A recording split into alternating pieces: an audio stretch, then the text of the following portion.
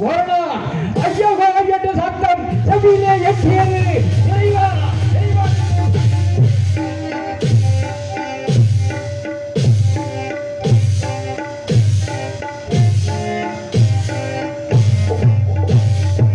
இறைவா, என்பருமானே, மொத்தமாரி அம்மா, என் நாட்டை என்ன அமையக்கள் ஒன்று போய் தேய்த்துக் கொண்டிருந்தே மக்கள் எல்லாம் ஓடி வந்தார்கள்.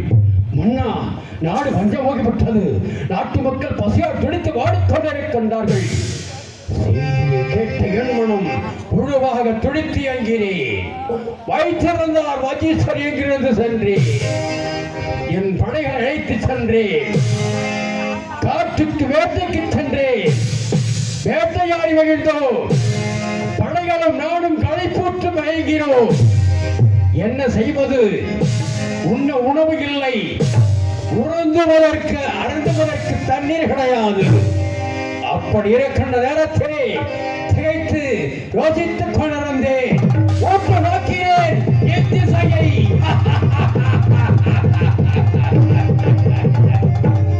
தெரிந்தது ஒரு ஆசிரமம். இங்கிருந்து சென்றேன். ஆசிரமத்தை கண்டேன். அங்கே அமர்ந்திருந்தார் வஜீஸ்வர் என்னும் மாமுனிவர். அவரை வணங்கினேன். என்ன வேண்டும்? நீங்கள் எல்லாம் யார்? எதற்காக வந்தீர்கள் என்றார். ஐயடி, மகோதிய மன்னனாகிய மன்னர் மகனாகிய நான் காசிபர்க்கு மகனாக பிறந்தேன். அப்படி இருக்கின்ற வேளையிலே நானும் நாட்டு மக்களை செழிப்புற்று வாழ வைத்துக் கொண்டிருந்தேன்.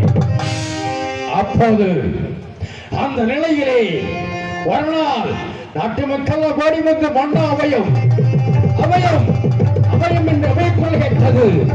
என்னவென்று கேட்டேன். நாடு பஞ்சமாகிவிட்டது. நாட்டு மக்கள் பசியால் துடித்து வாடிக்கொண்டிருக்கின்றார்கள். செய்தியை கேட்டு என்னோடு துடைத்துக் கொண்டிருந்தது.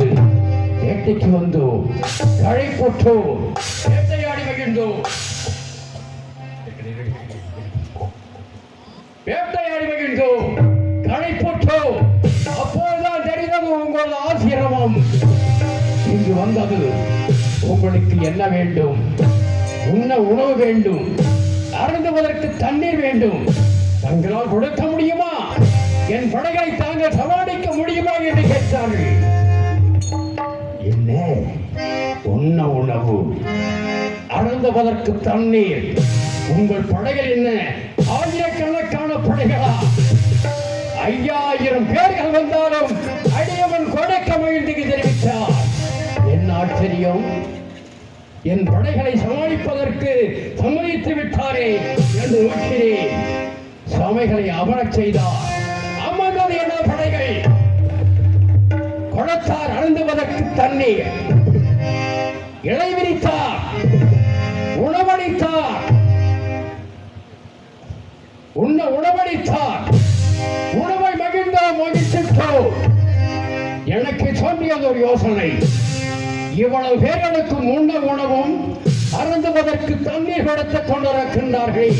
இது எப்படி வருகிறது, எப்படி வந்தது என்று உற்று நோக்கி அந்த ஆசிரமத்தை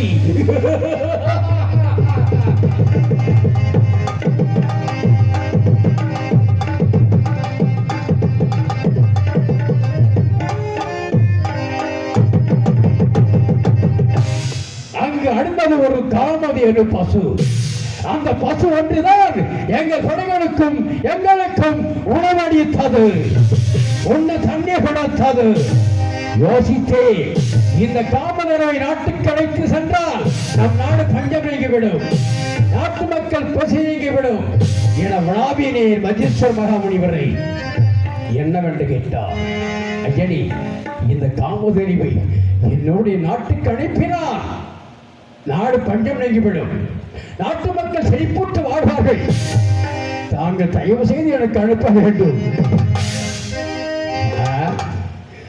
பசுவை உங்களுக்கு நான் அனுப்ப வேண்டும். அந்த பசு என்னுடையதல்ல.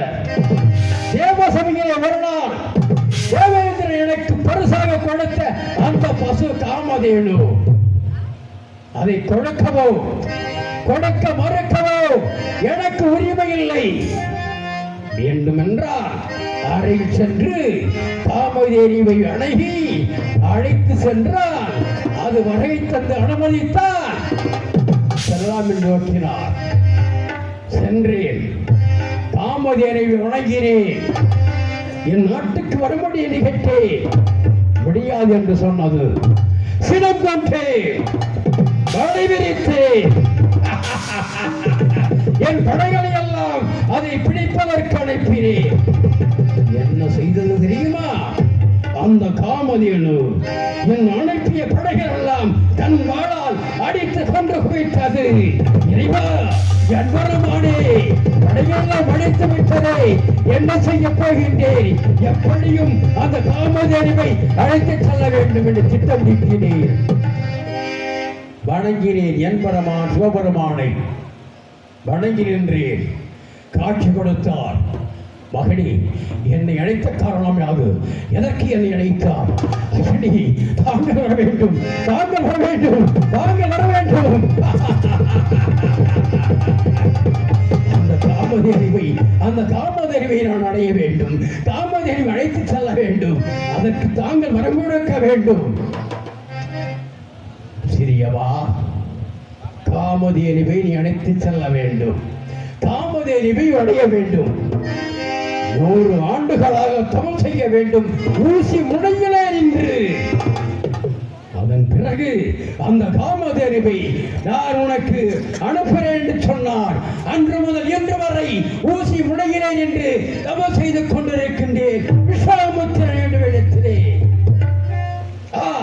30 முக்கடிதவர்களும் 40 எண்ணாரிசமார்களும் பின்னவர் பின்படவர் வஜிஷ்டர் அக்னிதேவன் வருண பகவான் வாயு பகவான் அங்கே அமர தேவ சபையிலே அமர்ந்து துந்துவி முழங்க என்னாட்சியும் தேவேந்திரன் தலைமையிலே தேவ சபையிலே கேட்கின்றதே ஒளி ஓசை. யாராக இருக்கலாம்? அப்படி என்றால் இந்த தேவசபை கூடியிருக்கின்றதா? இங்கிருந்து சென்றேன். என்னை நோக்கி அனைவரும் வரவேற்று என்னை ஆசனத்திலே அமரச் செய்தார்கள். இது என்ன யோகம்? எதற்காக இந்த யோசனை? எதற்காக இந்த கூட்டம் என்று கேட்டேன். அப்போதுதான் சொன்னார் தேவேந்திரன், உலகத்திலே போய் சொல்லாதவன், வாக்கு தவறாதவன், கட்டிய முனையாளை விட மற்ற பெண்ணை ஏறெடுத்து பார்க்காதவன் எவனும் உண்டா என்பதை நாம் உலகத்தில் தெரிந்து கொள்ள வேண்டும். அதற்குத்தான் இச்சபையில் இட்டார். என்ன? உலகத்திலே போய் சொல்லாதவன், வாக்கு தவறாதவன், கட்டிய முனையாளை விட மற்றவர்களை நேசிக்காதவன்.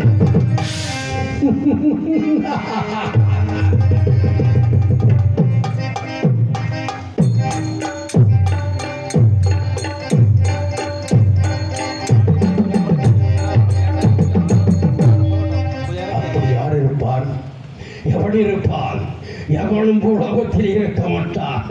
அழகான பெண்ணை கண்டால் அவன் அப்படியே மடிந்து விடுவான். அப்படிப்பட்ட பூலோகத்திலே கட்டிய முனையாளை விட மற்றவர்களை ஏறெடுத்து பார்க்காதவன் இல்லை, இல்லை, எவனும் இல்லை, எவனும் இருக்க மாட்டான் என உரைத்தேன். இடந்தார் வஜ்ரேஸ்வர மகாமுனிவர். ஏன் இல்லை? இருக்கின்றார். ஒரு ஆண்மகன் இருந்து கொண்டிருக்கின்றார். பொய்யன்பதை உரைக்க மாட்டான், வாக்கு தவற மாட்டான், கட்டிய முனையாளை விட மற்றவர்களை ஏறெடுத்து பார்க்க மாட்டான். யார் அவன்? எத்திசை நோக்கி வாழ்ந்து கொண்டிருக்கின்றான். அடியவனை நான் தெரிந்து கொள்ள வேண்டும். இருக்கின்றான். தென் திசை ஆண்டு கொண்டிருக்கின்றான். திருச்சங்க மகன், அயோத்தி மன்னன் ஹரிச்சந்திர பூபதி அனைத்தும் செய்ய மாட்டான் உரைத்தார்.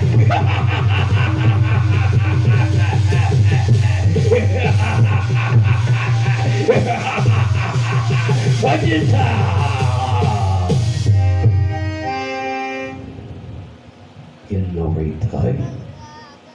திருச்சங்க மகன் உனக்கு அன்புமானவள்